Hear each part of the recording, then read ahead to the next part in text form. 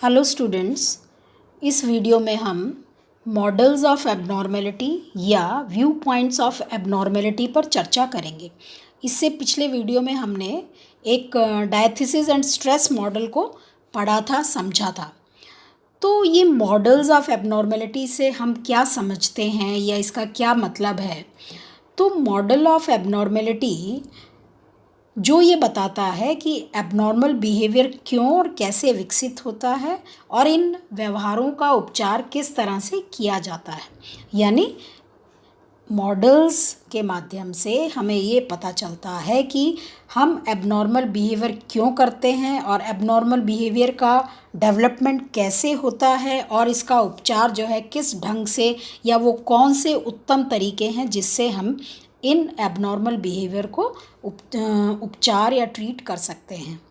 तो 3 तरह के मेन जो मॉडल हैं वो हैं biological model, psychological model and social model. तो फर्स्ट हम डिटेल में समझेंगे बायोलॉजिकल मॉडल। तो बायोलॉजिकल मॉडल जो है वो एबनॉर्मल बिहेवियर की व्याख्या बायोफिजिकल प्रोसेसेस के आधार पर करता है, यानी जैवदैहिक प्रक्रियाएं। तो इसे कभी कभी हम मेडिकल मॉडल भी कहते हैं या डिजीज़ मॉडल भी हम इसको कह सकते हैं। तो एबनॉर्मल बिहेवियर की व्याख्या जो है ये मॉडल 2 स्तर पर करता है।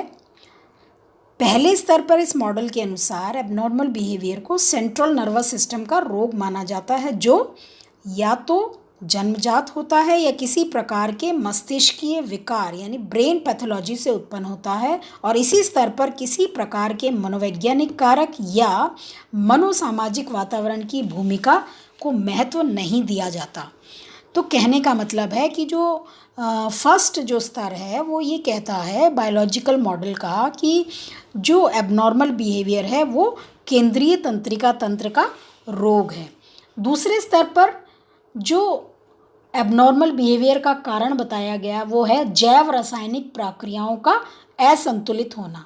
तो जब व्यक्ति के शरीर के अंदर कि ऐसी प्रक्रियाएं किसी कारण से इम्बैलेंस्ड हो जाती हैं या असंतुलित हो जाती हैं तो व्यक्ति मानसिक विकृति का शिकार हो जाता है। तो इस मेडिकल मॉडल या बायोलॉजिकल मॉडल के स्वरूप को मोटे तौर पर हम 2 भागों में बांट सकते हैं। फर्स्ट है आरंभिक जैविक विचारधारा और दूसरा है आधुनिक जैविक विचारधारा।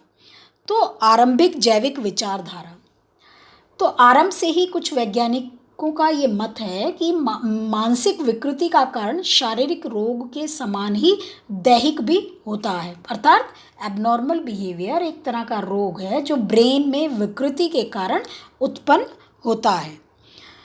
और हेलर मनोवैज्ञानिक थे। उन्होंने 1845 में ये दावा किया था कि सभी मानसिक रोगों की व्याख्या ब्रेन पैथोलॉजी के रूप में की जा सकती है, और इसी अवधि में वैज्ञानिकों द्वारा जनरल पैरालिसिस जैसे मानसिक रोग को भी ऑब्जर्व किया गया, और जिसके निष्कर्ष से इस मॉडल की पुष्टि होती है। और इस रोग की शुरुआत में रोगी बाहाँ और पैर में कमजोरी का अनुभव करता है, फिर उसमें डेल्यूजन्स विकसित होते हैं। डेल्यूजन्स इन द सेंस कि फॉल्स बिलीव्स यानी झूठे विश्वास उसमें विकसित होते हैं। व्यवहार में जो है उसके झक्कीपन जिसको हम कहते हैं वो उत्पन्न हो जाता है, और फिर धीरे धीरे पूरे शरीर में पैरालिसिस होता है और रोगी की डेथ हो जाती है। तो ऐसे रोगियों के मस्तिष्क में कुछ विकृति पाई जाती है। तो इस तरह से जो है रोगी जो कमज़ोरी का अनुभव करता है और उन्हें पैरालिसिस होने के कारण उनकी मृत्यु हो जाती है। रोगियों के मस्तिष्क में कुछ विकृति पाई जाती है। फिर सिनाइल मानसिक विकृतियों तथा सेरिब्रो आर्टेरो सिलोसिस में भी कुछ मस्तिष्कीय विकृति के एल्जाइमर्स तथा उनके सहयोगियों द्वारा जिनसे भी मानसिक रोगों का ऑर्गेनिक बेस होने का सबूत मिलता है। तो जर्मन मनोचिकित्सक जो हैं क्रैपलिन, उन्होंने इस मॉडल के विकास में बहुत ही महत्वपूर्ण भूमिका निभाई थी, और उन्होंने 1883 में एक मशहूर बुक में लिखा जिसमें मानसिक रोगों की उत्पत्ति में न केवल ब्रेन पैथोलॉजी यानी मस्तिष्क विकृति की भूमिका बताई, बल्कि उन्होंने ऐसे योगदान भी दिए जिससे बायोलॉजिकल मॉडल को डेवलप होने में सहायता मिली। तो इस तरह से जो आरंभिक जैविक विचारधारा है वो ये कहती है कि हमारा जो सेंट्रल नर्वस सिस्टम है वो मानसिक विकृति उत्पन्न करता है। सेकंड जो विचारधारा है वो है आधुनिक जैविक विचारधारा। तो बहुत सारे अध्ययन हुए, रिसर्चेज हुई और उन्होंने मानसिक रोग सिर्फ ब्रेन पैथोलॉजी से ही नहीं माना, बल्कि उसमें कुछ अन्य फैक्टर्स भी अपनी भूमिका अदा करते हैं और उन फैक्टर्स को हम 3 भागों में बांट सकते हैं। पहला है व्यवहार आनुवंशिकी यानी बिहेवियर जेनेटिक्स। तो व्यवहार आनुवंशिकी व्यवहार में होने वाले वैसे इंडिविजुअल डिफरेंसेस का अध्ययन करता है जो जेनेटिक या हेरिडिटी के कारण होते हैं। व्यक्ति का जो संपूर्ण जो इनहेरिटेड जीन्स हैं, संपूर्ण ढांचा जो है इनहेरिटेड जीन्स यानी जन्मजात जीन से बना होता है, जिनको हम जीनोटाइप कहते हैं। और व्यक्ति की संपूर्ण जो गुण हैं जिनको ऑब्जर्व किया जाता है उनको फिनोटाइप कहा जाता है। तो जीनोटाइप तथा फिनोटाइप में जो अंतर के आधार पर हम ये आसानी से समझ सकते हैं कि विभिन्न तरह के एबनॉर्मल बिहेवियर जीनोटाइप विकृति होती है उनमें। और प्रत्येक युग्म में यानी 46 जो क्रोमोसोम्स होते हैं और प्रत्येक क्रोमोसोम्स में हजारों जीन्स होते हैं और इन्हीं जीन्स के माध्यम से पेरेंट्स के गुण उनकी संतान में आते हैं। एक पीढ़ी से दूसरी पीढ़ी में ये गुणों का जेनेटिक ट्रांसमिशन होता है और ये एक बायोलॉजिकल प्रोसेस है। तो नील थे मनोवैज्ञानिक, उन्होंने सिजोफ्रेनिया पर अध्ययन किए। पैकल मनोवैज्ञानिक ने डिप्रेशन पर अध्ययन किए और क्लोनिंगर ने एल्कोहलिज्म पर अध्ययन किए और ये दिखाया कि मानसिक रोगों का आधार जो है वो हेरिडिटी होता है। तो इस तरह से इस रोग में ये रोग मतलब उन व्यक्तियों में अधिक होता है जिनके पेरेंट्स या परिवार के किसी सदस्य में ये रोग पहले हो चुका हो। और मानसिक रोगों में ये जो हेरिडिटी फैक्टर्स हैं इनके महत्व को 2 विधियां ऐसी थी जिन्होंने इनके महत्व को शो किया या उसका प्रतिपादन किया। पहली थी पारिवारिक विधि तथा दूसरी थी जुड़वां अध्ययन विधि। तो पारिवारिक विधि में एक परिवार के विभिन्न सदस्यों का आपस में तुलना करके इस बात का सूक्ष्म रूप से अध्ययन किया जाता है कि क्या परिवार के एक सदस्य में यदि मानसिक रोग है तो दूसरे में भी उस रोग के होने की संभावना है। और जो जुड़वां अध्ययन विधि है उसमें आइडेंटिकल ट्विंस, तो 2 तरह के ट्विंस होते हैं, आइडेंटिकल ट्विंस और फ्रेटर्नल ट्विंस। तो आइडेंटिकल ट्विंस एकांगी जुड़वां बच्चे जिनको हम कहते हैं जो एक ही एग के फर्टिलाइजेशन से पैदा होते हैं, और फ्रेटर्नल ट्विंस जिनको हम भारतीय जुड़वां बच्चे कहते हैं। तो ऐसे बच्चे जो 2 अलग अलग एग के फर्टिलाइजेशन से वो बच्चे जो हैं पैदा होते हैं। तो उनकी तुलना आपस में की गई और ये तय किया गया कि क्या जो युग्म के एक बच्चे में यदि मानसिक रोग हुआ है तो क्या दूसरे में भी उसके लक्षण दिखेंगे या दिख रहे हैं। तो जो आइडेंटिकल ट्विंस थे उनमें हेरिडिटी जो है 100% समान थी और जो फ्रेटर्नल ट्विंस थे उनमें हेरिडिटी जो है 50% समान थी। यानी कहने का मतलब ये है कि जितना ब्लड रिलेशन अधिक होगा उतना ही मानसिक रोग होने की संभावना अधिक होती है। तो सेकेंड जो पॉइंट है वो है मस्तिष्क में जैव रासायनिक संतुलन। तो बायोलॉजिकल मॉडल के सेकेंड पॉइंट के अंतर्गत मस्तिष्क में जैव रासायनिक असंतुलन। तो मेडिकल मॉडल को बहुत सारी रिसर्चेज का समर्थन मिला है कि जब मस्तिष्क में किसी कारण से बायोलॉजिकल इम्बैलेंस उत्पन्न हो जाता है तो इससे भी मानसिक रोग उत्पन्न होने की संभावना अधिक होती है। तो इस तरह का जो असंतुलन है वो कई कारणों से होता है, जिसमें बुखार तेज आना, ब्रेन में इन्फ्लेमेशन होना या मस्तिष्कीय फूलन जिसको हम कहते हैं, स्ट्रेस होना या न्यूरोट्रांसमीटर आदि प्रमुख हैं। और इसकी जो व्याख्या है उसको हम एक उदाहरण से हम समझ सकते हैं कि जैसे सिज़ोफ्रेनिया के बारे में एक हाइपोथेसिस है जिसे हम डोपामाइन हाइपोथेसिस कहते हैं। डोपामाइन एक तरह का न्यूरोट्रांसमीटर है जिसका मुख्य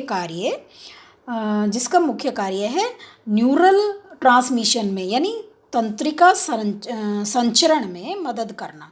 तो डोपामाइन हाइपोथेसिस के अनुसार जब ब्रेन में डोपामाइन क्रियाएं बहुत अधिक बढ़ जाती हैं तो इससे सिज़ोफ्रेनिया का रोग उत्पन्न होता है। और इस तथ्य का समर्थन बहुत सारे मनोवैज्ञानिकों के अध्ययन से भी हुआ है। तो डोपामाइन क्रियाओं में ये देखा गया कि रोगियों को यदि कोई ड्रग दी जाए तो डोपामाइन की जो क्रियाएं हैं उनमें कमी हो जाती है और उनमें मस्तिष्क में ड्रग से डोपामाइन क्रियाएं जो हैं वो अवरुद्ध हो जाती हैं, जिससे सिज़ोफ्रेनिया के लक्षणों में कमी हो जाती है। तो थर्ड जो पॉइंट है वो है जैवदैहिक चिकित्सा। तो जैविक मॉडल को इस तथ्य का भी समर्थन मिला है कि कई तरह के बायोलॉजिकल हस्तक्षेप जो 1930 के दशक में हुए थे उन्होंने मतलब उसमें ये निकल कर आया कि मानसिक रोगों के लक्षणों में कमी आती है बायोलॉजिकल इंटरवेंशन से। इससे ये निष्कर्ष निकलता है कि मानसिक रोगों का निश्चित रूप से जैविक आधार होता है। और एक बहुत ही लोकप्रिय जो जैविक चिकित्सा है वो है इलेक्ट्रोकन्क्लूसिव थेरेपी यानी ECT या इलेक्ट्रिक शॉक थेरेपी भी हम इसको बोलते हैं। ये चिकित्सा पद्धति में रोगी के मस्तिष्क में बिजली का झटका जो है या उसकी एक धारा जो है प्रवाहित कुछ समय के लिए की जाती है और इसके कुछ समय के बाद ये देखा जाता है कि रोगी सामान्य अवस्था में आ जाता है। तो इस तरह से जो है हम ECT के द्वारा इलेक्ट्रोकन्वल्सिव थेरेपी के द्वारा भी हम मानसिक रोग को कुछ हद तक ठीक कर सकते हैं। और जैविक रूप से इसकी व्याख्या करते हुए ये भी कहा जाता है कि जो ये इलेक्ट्रिक शॉक लगता है तो उससे रोगी के मस्तिष्क का कि जो बायोकेमिस्ट्री है वो विघटित हो जाती है और फिर थोड़ी देर के बाद उसमें एक उचित जो बायोकेमिकल बैलेंस है वो कायम हो जाता है और व्यक्ति को असामान्य व्यवहार की जगह सामान्य व्यवहार करने के लिए प्रेरित करता है। तो जो जैविक मॉडल है उसका सार यही है कि जो मानसिक रोग हैं वो शारीरिक रोग के समान ही शरीर की एक बीमारी है और इस मॉडल के कुछ लाभ और कमियां भी हैं। तो इस मॉडल के लाभ में ये जो जैविक मॉडल है इसका आधार जो है वो वैज्ञानिक है। तो जो भी हाइपोथेसिस हैं वो डोपामाइन हाइपोथेसिस हो या हेरिडिटी हो या सेंट्रल नर्वस सिस्टम हो उन सभी की हम इसमें जांच कर सकते हैं। तो इस तरह से जैविक मॉडल जो है वो एक वस्तुनिष्ठ मॉडल है। और उसके अलावा इस मॉडल की क्रियाविधि जो है उसके कुछ क्रम हैं, जैसे लक्षण हैं, सिंड्रोम जिनको हम बोलते हैं, या कारण हैं तथा उपचार है। तो इस मॉडल के द्वारा हम लक्षणों को समझकर उसके कारणों के आधार पर हम मानसिक रोगों का उपचार आसानी से कर सकते हैं। और इन लाभ के साथ साथ इस मॉडल की कुछ कमियां भी हैं। जब इस मॉडल द्वारा एबनॉर्मल बिहेवियर की व्याख्या की जाती है तो रोग के लक्षण के कारणों को स्वतंत्र रूप से आंकना संभव नहीं है। और जो फिजिकल रोग हैं उनके लक्षण वस्तुनिष्ठ तो होते हैं परंतु मानसिक रोग के जो लक्षण हैं वो सब्जेक्टिव होते हैं, जिसको कि समझना स्टडी करना बहुत ही मुश्किल होता है। और मानसिक रोग के कारणों के बारे में जो कुछ भी पता चलता है इस मॉडल के द्वारा वो काफ़ी सीमित है। तो ऐसे में जो ये बायोलॉजिकल मॉडल है इसके द्वारा मानसिक रोग की व्याख्या करना बहुत ही अनुपयुक्त होती है। तो इस तरह से जो ये बायोलॉजिकल मॉडल है इनकी आलोचना के बावजूद भी ये कहा जा सकता है कि कुछ मानसिक रोग जो हैं वो जेनेटिक होते हैं और कुछ मानसिक रोग ऐसे होते हैं जो बायोकेमिकल डिस्टरबेंसेस से होते हैं तथा कुछ मानसिक रोग न्यूरोशारीरिक होते हैं और कुछ औषधि निश्चित रूप से ऐसे हैं जिनसे व्यक्ति की मनस्थिति में या उसके इमोशंस में हम परिवर्तन कर सकते हैं। इसलिए इस मॉडल की लोकप्रियता काफ़ी अधिक है। तो इस तरह से जो बायोलॉजिकल मॉडल है, ये जो है एबनॉर्मेलिटी की व्याख्या जो है वो हमारी बायोलॉजी के आधार पर करता है। सेंट्रल नर्वस सिस्टम में का उसमें इम्पॉर्टेंट रोल है। तो नेक्स्ट वीडियो में हम आगे उसका साइकोलॉजिकल मॉडल या साइको सोशल थ्योरी हम डिस्कस करेंगे। Thank you.